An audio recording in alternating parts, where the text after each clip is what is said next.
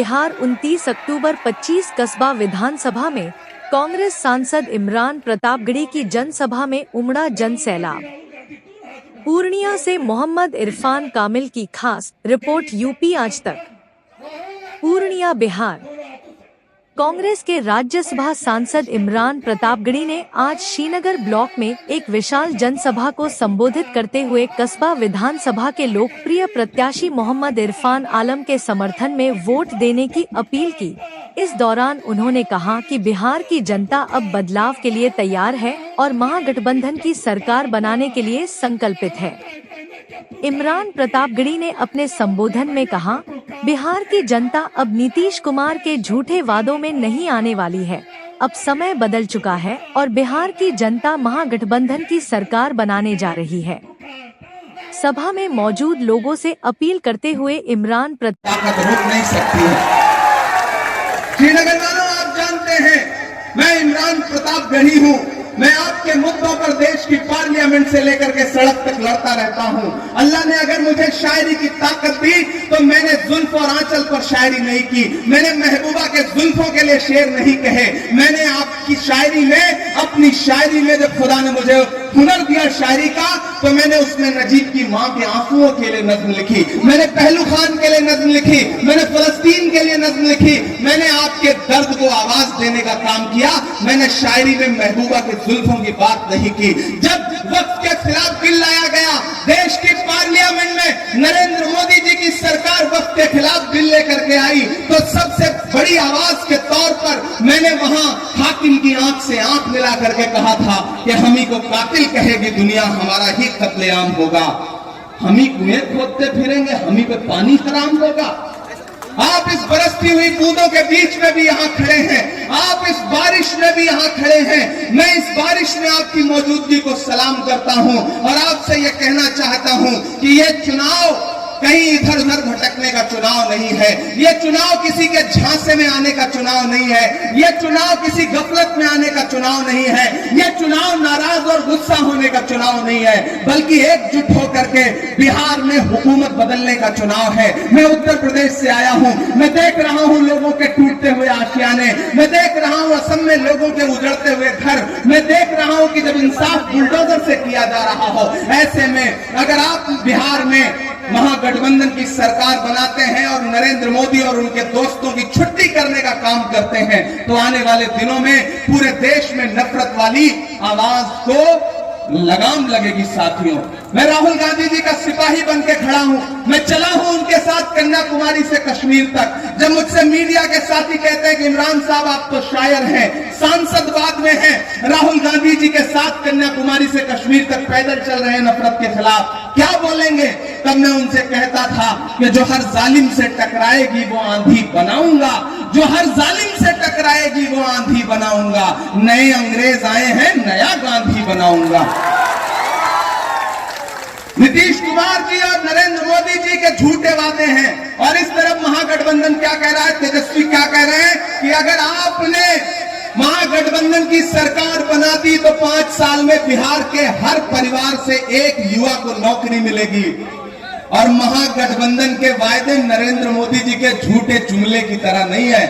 नरेंद्र मोदी जी ने कहा था खजाने की चाबी हमें सौंप दो, देश नहीं लुटने दूंगा। आजकल मैं जहां भी जाता हूं उनसे सवाल पूछता हूं कि प्रधानमंत्री जी आपको आपका जुमला याद है? भाइयों बहनों, देश के खजाने की चाबी मुझे सौंप दो, मैं देश नहीं लुटने दूंगा। याद है ना? चौकीदारी मुझे दे दो। आजकल मैं उसी चौकीदार से पूछता हूं पूरे देश में जाकर के कि कहां सोया है चौकीदार? आप थक गए क्या? थक गए क्या? बारिश से डर रहे हैं क्या? बारिश से डर तो नहीं रहे ना? कि कहां सोया है चौकीदार? अभी जब पूर्णिया से हमें हेलीकॉप्टर पर टेक ऑफ करना था तो पायलट ने कहा साहब मौसम खराब है, हम टेक ऑफ नहीं कर पाएंगे। हमने कहा मैंने श्रीनगर वालों से, कस्बा वालों से वादा किया है, आप हेलीकॉप्टर नहीं टेक ऑफ करोगे और मुझे पैदल जाना पड़ेगा तो मैं पैदल जाऊंगा, लेकिन वहां की आवाम से मिलने जरूर जाऊंगा। फिर हम कोड़ा पहुंचे, वहां हमारी बहन पूनम पासवान थी।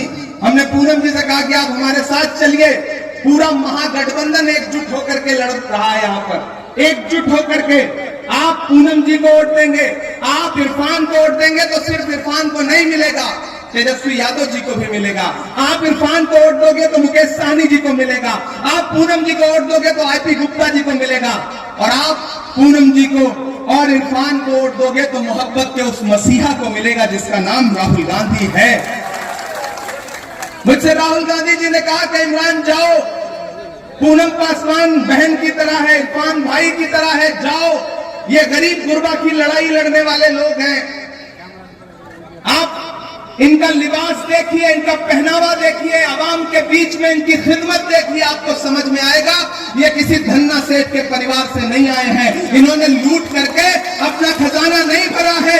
ये वो लोग हैं जो सच में आपकी खिदमत करना चाहते हैं और बिहार में सरकार बदलना चाहते हैं। इसलिए सब छोड़ दीजिए, सब भूल जाइए। बस 11 तारीख को घर से निकलिए तो सिर्फ एक चीज जहन में रहे कि चुपचाप हाथ छाप, चुपचाप, और जोर से आवाज आनी चाहिए, चुपचाप, और जोर से पटना तक जाए, दिल्ली तक जाए, नरेंद्र मोदी जी तक जाए, दिलीप जायसवाल तक जाए, जाएगी ना? चुपचाप, चुपचाप, चुपचाप। कहां सोया है चौकीदार, कहां सोया है चौकीदार। अब बिहार में बन जाएगी तेजस्वी सरकार। कहां सोया है चौकीदार, कहां सोया है चौकीदार। के चाय बेचने वाला पूरा भारत बेच रहा है।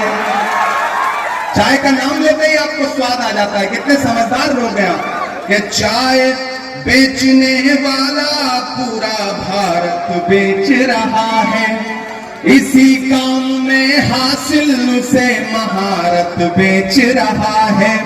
कि रेल बिक गई, तेल बिक गया, बिका हवाई अड्डा। बिक गया कि नहीं बिक गया? LIC भी बेच दी। बिहार की सैकड़ों एकड़ जमीन अडानी को 1 रुपए एकड़ के हिसाब से मोदी जी ने बेच दिया, नीतीश जी ने बेच दिया। भागलपुर में अडानी को 1 रुपए एकड़। कब ये लाइनें पढ़ता हूं कि रेल बिक गई, तेल बिक गया, बिका हवाई अड्डा। सब कुछ बिकता देख के खुश है अपने जेपी नड्डा। कि जनता महंगाई की मारी करती हाहाकार। कहां सोया है चौकीदार, कहां सोया है चौकीदार। उठाइए अपना एक एक हाथ जहां भी है, उठाइए अपना एक एक हाथ और मुझे भरोसा दिलाइए कि भाई को, इरफान आलम को विधायक बना करके, पूनम जी को विधायक बना करके असेंबली पहुंचाने का काम करेंगे। और आपने इनको असेंबली पहुंचाया और बिहार में तेजस्वी की सरकार बनाई, महागठबंधन की सरकार बनाई। तो हम आपसे वादा करते हैं कि 2025 में बिहार का मुख्यमंत्री और 2029 में राहुल गांधी भारत का प्रधानमंत्री। क्योंकि बिहार से जो आवाज उठी है उसको कोई रोक नहीं पाता है। दोस्तों, आप इस बारिश में भी यहाँ खड़े हैं, मैं आपकी मौजूदगी को सलाम करता हूँ। साथी, किसी ने एक शेर कहा है दोस्तों कि घड़ी से लाख महंगा तो घड़ी का वक्त होता है। घड़ी से लाख महंगा तो घड़ी का वक्त होता है, जो इसकी कद्र करता है उसी का वक्त होता है। और उदासी लुत्फ लेने को उतर आती है महलों से, हमारी झोपड़ी में जब खुशी का वक्त होता है। आपके बीच का एक बेटा, एक आपके बीच में खिदमत करने वाला, जिसे आप लोग इरफान आलम के नाम से जानते हैं, जब कांग्रेस पार्टी ने उसकी खिदमत को, उसके भरोसे को, उसकी मेहनत को सालों साल देखने के बाद उसको आपके बीच में प्रत्याशी बना करके भेजा, तो न जाने कितने बड़े बड़े लोगों के पेशानी पे बल पड़ गए ना। मैं नाम नहीं लूंगा, लेकिन मैं इशारे से एक बात जरूर कहना चाहता हूं कस्बा वालों कि आपको 4 बार मौका मिलता रहा मेरे बुजुर्ग, और यहाँ की आवाम ने आप पे भरोसा जताया, आपने खिदमत भी की, लेकिन सबका एक वक्त होता है, पीढ़ी में बदलाव होता है। कभी वालिदैन के हाथ में घर की कमान होती है, तो एक दिन ऐसा भी आता है कि जब बेटा बड़ा हो जाता है तो कमान उसके हाथ में चली जाती है। आज अगर इरफान आलम पे कांग्रेस पार्टी ने भरोसा जता करके उसको अपना प्रत्याशी बना दिया है, तो फिर आपको तो दिल बड़ा करना चाहिए था और अपने इस छोटे से भाई के सर पे, बेटे के सर पे बेटा समझ करके शफकत वाला हाथ रखना चाहिए था और कहना चाहिए था कि इरफान, अब मेरे रिटायर होने की उम्र आ गई है, जाओ तुम कस्बा की आवाम की खिदमत करो, मैं तुम्हें यह जिम्मेदारी देता हूं। होना तो यह चाहिए था, लेकिन मुझे पता चला कि हमारे बुजुर्ग लोग नाराज हैं। हम बुजुर्गों की नाराजगी की बड़ी कद्र करते हैं, अल्लाह करे वो मान जाए, नाराज ना रहें। मैं तो उनसे भी कहता हूं, मैं अपने आफाक चचा से भी कहता हूं कि आपको जब भी हमारे पास आए, हमने मोहब्बत से आपको मिठाई खिलाई, पानी पिलाया, गले लगाया, और जब आपके मिनिस्टर बनने का वक्त था तो आपको याद होगा कि उस वक्त हमसे जो बन पड़ा, आप जब AICC के ऑफिस में, मेरे माइनॉरिटी डिपार्टमेंट के ऑफिस में आए थे, तो हमने उस वक्त भी आपकी जो बन पड़ी वो मदद की। और जब मेरे पास इरफान भी आए तो हमने इनको भी चाय पिलाया, मिठाई खिलाई, पानी पिलाया और इनसे कहा कि जाइए, अगर कांग्रेस पार्टी आप पे भरोसा जताएगी, आपको कैंडिडेट बनाएगी, तो सबसे पहला आदमी इमरान प्रतापगढ़ी होगा जो आपके लिए आकर के आवाम से वोट की अपील करेगा। साथियों, न हम सफर न किसी हम नशी से निकलेगा, न हम सफर न किसी हम नशी से निकलेगा, हमारे पांव का कांटा हम ही से निकलेगा। वतन की रेत मुझे एड़ियां रगड़ने दे, मुझे यकीन है पानी यहीं से निकलेगा। एक नौजवान आदमी जो आपकी खिदमत करता है, एक आदमी जो न दिन देखता है न रात देखता है, जब भी आप उसे आवाज देते हैं वो आपकी खिदमत। मैंने देखे हैं राहुल गांधी के पैर पे छाले, मैंने देखा है राहुल गांधी के माथे से पैदल चलते हुए बहता हुआ पसीना। मैं आज राहुल गांधी की मजदूरी मांगने के लिए आपसे आया हूं, और वो मजदूरी ये है कि राहुल गांधी ने इरफान आलम को अपना प्रत्याशी बना करके, नुमाइंदा बना करके कस्बा में भेजा है, तो फिर मजदूर का पसीना सूखने से पहले मजदूरी देनी तो पड़ेगी। 11 तारीख को घरों से बाहर निकलिए, इरफान आलम को विधायक बना करके असेंबली पहुंचाइए। इधर कोढ़ा के लोगों से अपील है कि बहन पूनम पासवान को विधायक बना करके असेंबली पहुंचाइए। सरकार बनने जा रही है, बड़ी बात नहीं करूंगा, लेकिन इतना कहूंगा कि इन दोनों को विधायक बना करके आपने असेंबली पहुंचा दिया तो हम इन्हें सिर्फ विधायक नहीं रहने देंगे, बल्कि वापस उससे कुछ बड़ा बना करके आपके बीच में भेजेंगे। ये भरोसा दिलाते हैं इस गरीब के बेटे को, जिनके वालिद ने पूरी जिंदगी आपकी चिट्ठियां सहेज करके आप तक पहुंचाई हैं।